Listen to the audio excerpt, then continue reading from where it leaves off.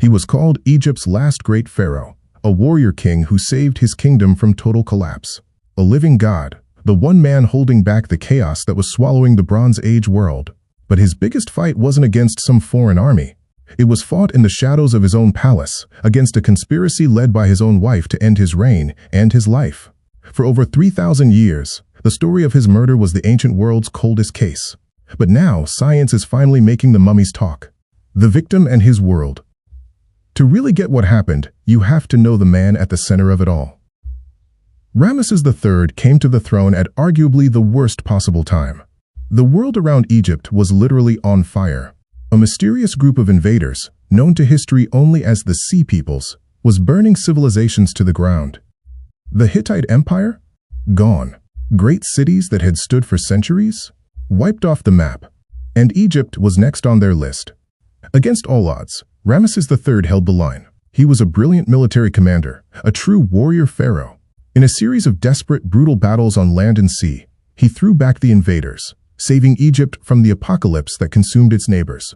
The carvings on his massive temple at Medinet Habu show him as the ultimate hero, smiting his enemies and protecting his people. He had secured the borders and seemed to have guaranteed Egypt's future. He was on top of the world, a living god. But the threat that would finally take him down wasn't hammering at the gates. It was already inside his palace, growing in the luxurious, cutthroat world of the royal harem. The seeds of conspiracy. While Ramesses was celebrating his victories, his kingdom was starting to crack from the inside. Those constant wars, even though he won them, had drained Egypt's treasury. Grain supplies started running low. Corruption was spreading through the government. Things got so bad that, for the first time in recorded history, we see a labor strike. The very men building the pharaoh's tomb in the Valley of the Kings dropped their tools, chanting, "We are hungry." All of this instability created the perfect environment for betrayal. And the most dangerous betrayal was brewing within the royal harem. Like most pharaohs, Ramesses had several wives. His main wife, Queen Iset, gave him the official heir, the future Ramesses IV. But the real trouble started with a secondary wife named Tiye. She had a burning ambition for her own son, a prince named Pentaweret, who had no real claim to the throne. Tiye refused to accept that. She was the mastermind behind a massive plot to rewrite history with blood. From inside the harem, she recruited everyone she could. Frustrated officials, high-ranking courtiers, and even magicians she hoped could curse the pharaoh. The goal was simple and ruthless: kill the king, shove the real heir aside, and put her son Pentaweret on the throne.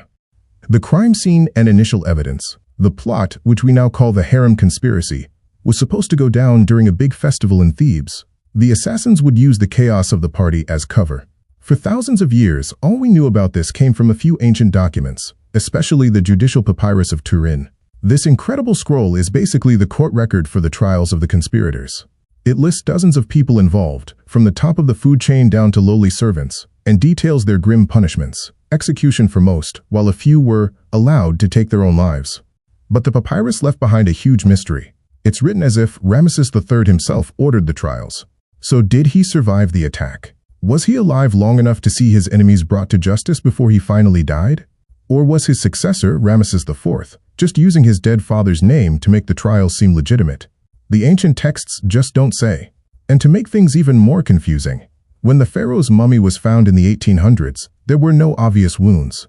His body was perfectly preserved. His face looked peaceful. The cold case got colder. The plotters were punished, but did they actually succeed in killing the king? For centuries, nobody knew for sure. The modern investigation. For more than a century after he was found, the mummy of Ramesses III kept his secret. Scholars could only guess what happened. The records were vague, and the body itself wasn't talking. But fast forward to the 21st century, and suddenly, we have the technology to look right through those ancient linen wrappings without ever touching them. In 2012, a team of scientists put the royal mummy into a CT scanner. This was it. The 3,000-year-old cold case was about to break wide open. What those scans revealed was shocking. Hidden for 3 millennia by a thick collar the embalmers had placed around his neck was a horrific injury. A massive gash, 7 centimeters wide, sliced right across his throat, cutting through his windpipe, his esophagus, and all the major blood vessels. It was an injury that went almost all the way to his spine. Nobody could have survived it. This was the work of an assassin's blade. Even more, the scan showed that his left big toe had been hacked off by something heavy, like an axe. This suggests he was attacked by more than one person, with different weapons, from the front and back. The mystery was over. Ramesses III, the great warrior pharaoh, hadn't died of old age in 1155 BC. He was brutally murdered, unmasking the accomplices, the screaming mummy. Confirming the king's murder was huge, but it was only half the story. The Judicial Papyrus tells us what happened to the plotters. But what about the prince at the center of it all, Pentaweret? The text says after he was found guilty, the judges left him in his where he was. He took his own life. It's a grim, vague sentence that found a chilling echo in another archaeological mystery, a body known as Unknown Man E. Found in the same tomb hoard as Ramesses III, this mummy was not like the others. He was a young man, about 18 to 25 years old, whose face is twisted into a silent, agonizing scream. And the way he was buried? It was a message. He wasn't given the proper rites. His organs were left inside his body. Instead of fine linen, he was wrapped in a goatskin, a ritually unclean symbol of disgrace that would deny him a proper afterlife. It was a burial dripping with contempt.